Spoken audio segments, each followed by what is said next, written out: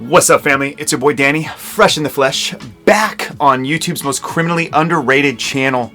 Once again, reminding you that you are beautiful, capable, and strong, which means that you are good enough for whatever fate cooks up and sends your way. And you're gonna stay that way because you are gonna eat meat, move weight, and rise up from nothing together with me. That's right, together, out of nothing. You all familiar with existentialism? No? The upsurge? The upswelling? No?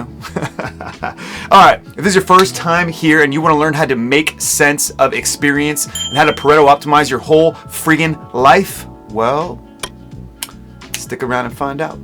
Rolling! Long time no see here, family. Long time no see.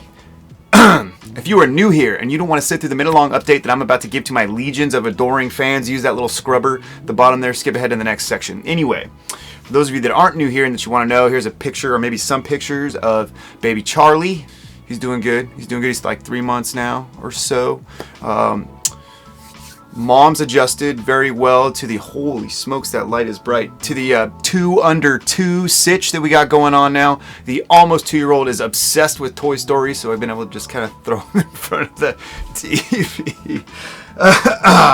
Anyway, everyone's better, which means I can get back down to business. But, sorry, I'm sitting on my yoga ball here, so you might hear like a little squeaking. Which means I can get back down to business with this thing that I said I was going to do, that I was committed to doing. But I'm going to change up how I do business. I'm really going to try to crank out 10 to 20 minute videos where I comment on a few things, talk about some current events, discuss what's going on in like the health and fitness space, interlace all of that with my philosophy and the principles that you're accustomed to hearing, you know, me talk about. And I want to do this once or twice a week, which means you're going to see me like looking over there a lot. I'm not going to memorize shit, and I'm not going to like put a teleprompter up, so you just have to deal with it, okay? This is the way I'm going to like do things. But I'm going to do it frequently, regularly, every week, like a real YouTuber. Yes! All right? What this means for you, the viewer, is a little bit more off the cuff, less polished, less obsessively edited videos. Still going to do the big, finely tuned, obsessively polished, conceptual ones as well, just maybe, interlaced with these other ones. But I just have to be more consistent because this is something that I'm swearing to myself that I'm going to do. I'm making some big changes.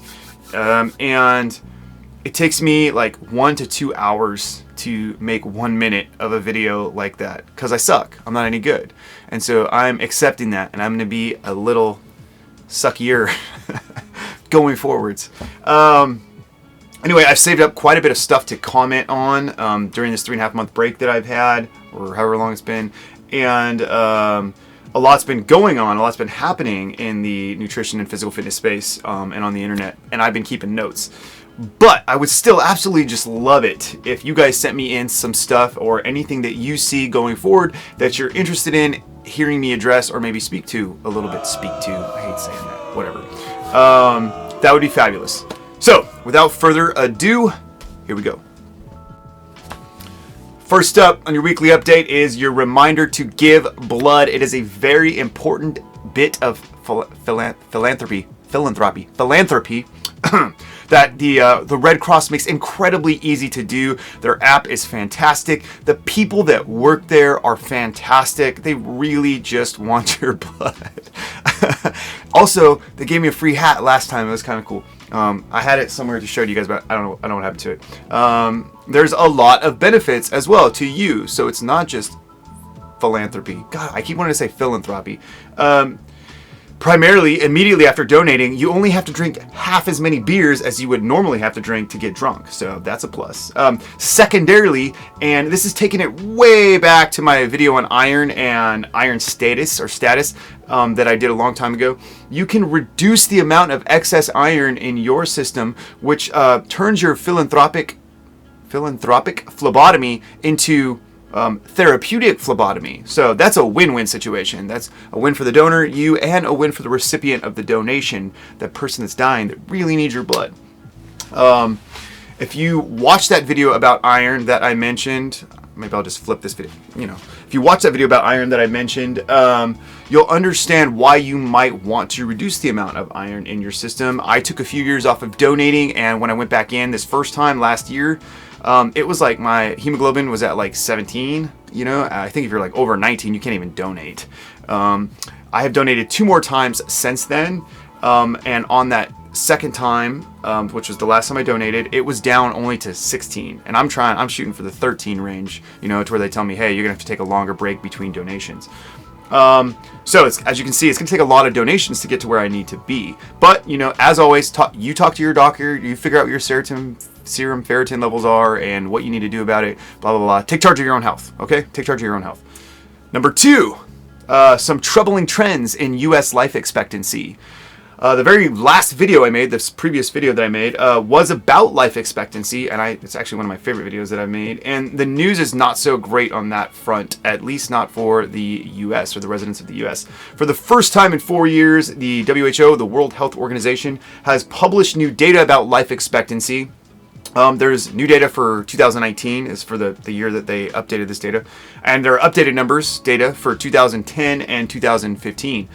There's also a ton of other what they call indicators that they released some data for. It's actually really interesting. I'll put a link and also probably overlay this so that you can see this data table that I'm talking about, and you can see some of the stuff maybe that you could look into if you were so inclined or if you were interested. Health-adjusted life expectancy, sometimes called health span or H.A.L.E, H-A.L.E, health-adjusted life expectancy, is the average number of years that a person is expected to live essentially disease-free or without disease and or injury. And it's different from regular life expectancy, which is just the average age when people die. Let's just say that the H.A.L.E in a country, the health-adjusted life expectancy, the healthy life expectancy health span was 60, but your average age of death was 80. You could have 20 really miserable fucking years, right? I kind of got into this in my video on life expectancy, but real quickly, total life expectancy is inadvertently measuring how long we keep sick people alive in a country. And it somewhat incentivizes politicians and the medical industrial complex to manage disease rather than, I guess I would call it, increasing health to some degree, to a small degree. I summed up a lot of the issues and controversies surrounding life expectancy in the video this way, when I said, it's not about how long you're going to live, it's about how slow you're going to die, hun, which is a line I stole from 𝘾𝙤𝙣𝙇. That's only partially true, but hey, you know, what isn't? And it's only partially true because health-adjusted life expectancy does have a modest effect on regular old life expectancy. It's hard to keep sick people alive. We're getting better at it, but it's still hard.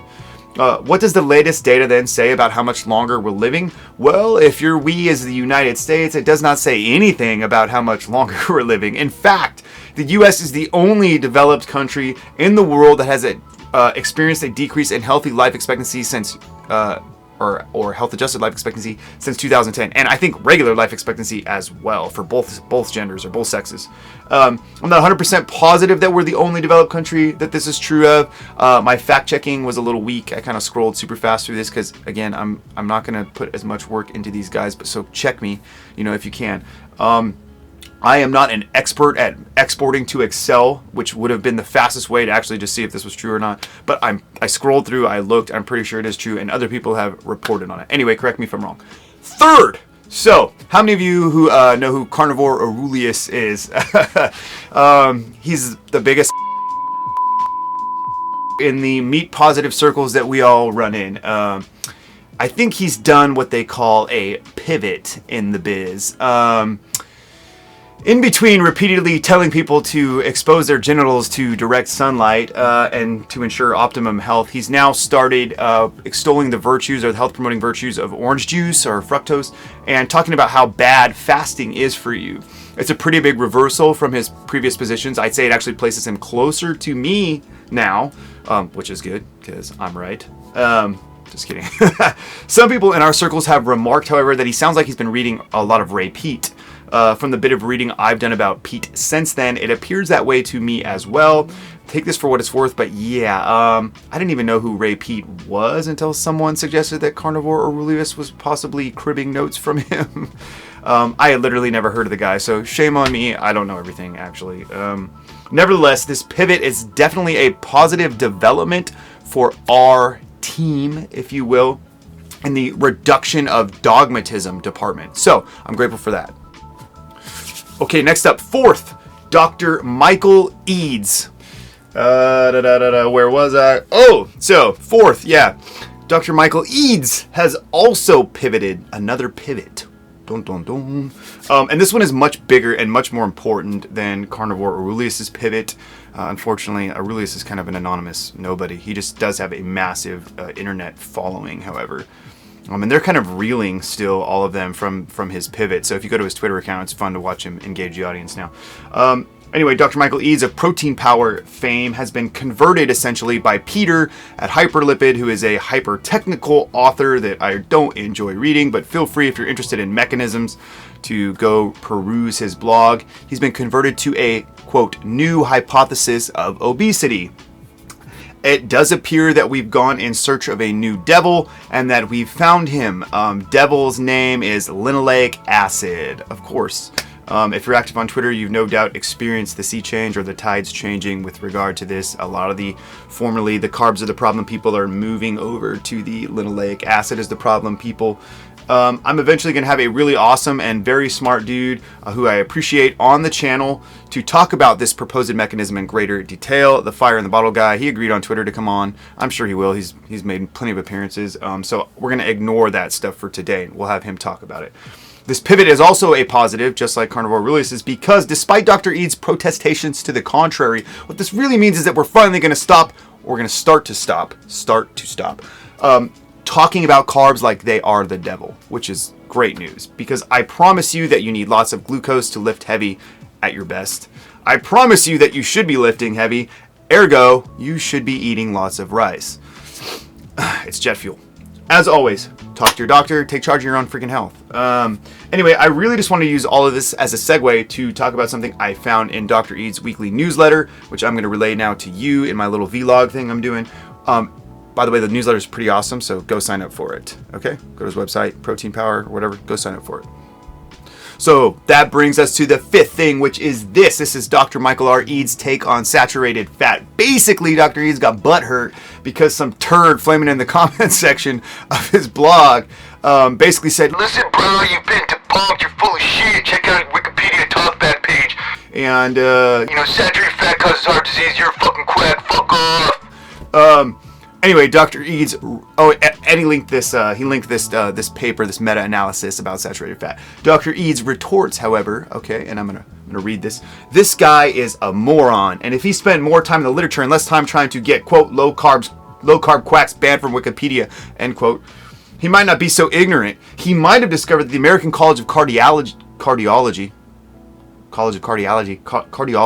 the bastion of anti-saturated fat for decades, has come out with a new position statement exonerating saturated fat. It's true, they have. It's actually almost a year old now. The lead authors are all former low-fatters. I'm going to quibble with you here for a second, Dr. Eads. One of the authors of this study was Jeff Volek, I think that's how you say his name, of Finney and Volek fame, who wrote this book. This book. I don't know where I'm going to put that. I don't know if Volek used to be a low-fat guy or a guru many decades ago or not, but I don't know. That's my one quibble there. But anyway, here's the abstract of the paper in question. Saturated Fats and Health is the title. A reassessment and proposal for food-based recommendations. That's the subtitle. By JACC. That's the Journal of the American College of Cardiology. State-of-the-art review. It's state-of-the-art. They're telling you so. It's state-of-the-art. And actually, it's a cool paper. I kind of perused it, but here's the abstract. The recommendation to limit dietary saturated fatty acids. The recommendation to limit dietary SFAs has persisted despite mounting evidence to the contrary. Most recent meta-analyses of randomized controlled trials and observational studies found no beneficial effects of reducing saturated fatty SFA intake on cardiovascular disease. That's SFA on CVD.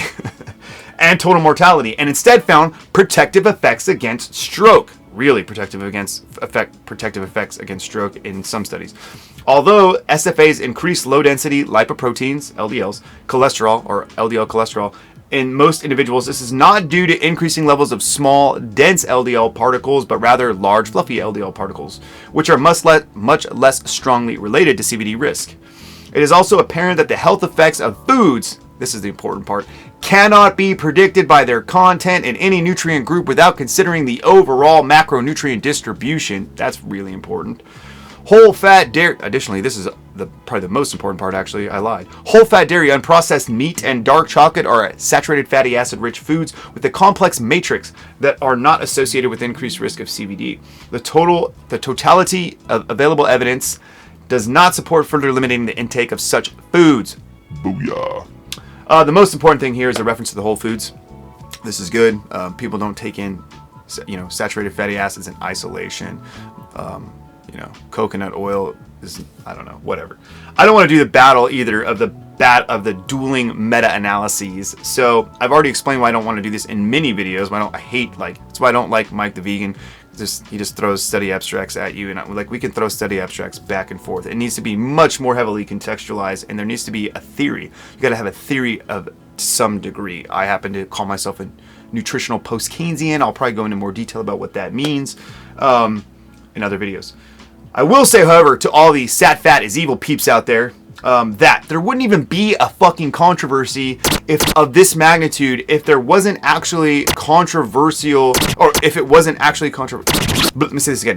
There wouldn't actually even be a fucking controversy of this magnitude if there wasn't actually a controversy, or if the data wasn't really confusing. Because it is. Even obscure controversies aren't really controversies like this is. So for example, when people need to use alternatives to Newtonian mechanics, they just fucking do it.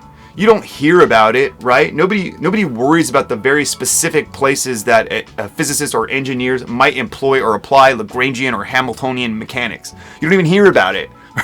It's not like the carbs versus fat war, okay? Similarly, when normal people who aren't zealots need to use alternatives, and they need to go meat-free, for instance, they just fucking do it, right? They figure it out. Similarly, when normal people who aren't zealots need to go carb-free, they just do it, okay? Neither of these groups of people ask for a parade. They don't ask to change rules at school. They just do it, okay? Without your permission, without your consent or knowledge. I think I put this baby to bed so many times and so many videos, but I'll keep doing it. You can construct a healthy diet in a myriad of different ways. If you happen to be a nutrition zealot, no matter which variety of zealot you are wrong. So, Get the fuck over! I also have this article that I'm looking at. It's older. It's from October of 2011. The French government was, quote, banning vegetarianism in school canteens. I perused the article, and it looks like, I've talked about this in many of my the series I did on nutrition and death, or nutrition toward death, or being toward death. The French eat a lot of fucking meat, okay? And they also have, apparently it sounds like, really, really strict requirements about food at school. But it came up that in one of the circles that I roll in, somebody posted this article from February of this year. Quote, stop putting ideology on our children's plates, French minister says after major city removes meat from school lunches. I actually read this article all the way too. I didn't just repost it. It's pretty complicated, okay? There's some political issues at play. There was also some stuff to do with COVID and sanitation, and I guess what I'm getting at is things are not always what they seem on the surface, and these are clickbaity on purpose, and they're designed to get people worked up. And what I want you to do is not get worked up about every bit of news you see. So read those articles and see what you come up with. Okay, I'll put links to both of those in the show notes as well. But ultimately what I want to do here is train us to do the exact opposite of getting worked up. Hypertension is literally a killer.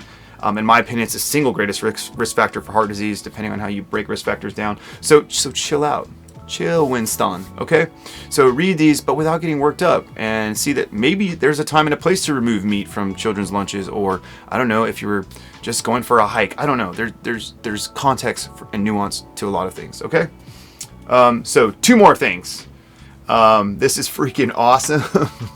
Man cannot live on bread alone, okay? It needs toppings. Y'all know what I'm talking about. Pizza. This motherfucker has survived on pizza alone for 25 years, okay? So, yeah, he's got diabetes. Yeah, he passed out and crashed a car once and kind of going into a catatonic from low blood sugar, but he's alive, okay? So I'm going to consider this more proof. That's right, proof I am not just confirming my biases, this is proof positive, that basically everything I said in my life expectancy video, which you should watch, is on the spot. Okay? And lastly, number 8 in the what I'm calling the inaugural installment of, yo, check out this weird shit that I found on the internet. I found this article from June, so this year, 2021. Emotional moment. 2 Australian women who were mysteriously left with Irish accents after a medical incident meet as doctors reveal what causes the ultra rare condition called foreign accent syndrome. This Asian Australian, so I don't know, maybe Chinese heritage. I'm not positive from the video, and I didn't really look into it that much. She wakes up one day after some sort of medical problem and starts speaking like an Irish person. And says that her only exposure to the accent was Downton Abbey. So I look into this. Turns out foreign accent syndrome is a real thing. It's actual like brain damage. I guess I shouldn't be laughing too hard, but we're strictly placing this in a comedic context. If you stuck around this long, you must have really liked the video. So click the video. Tell YouTube that you like the video so that they show you more videos like this. So they show you more of moi, yours truly.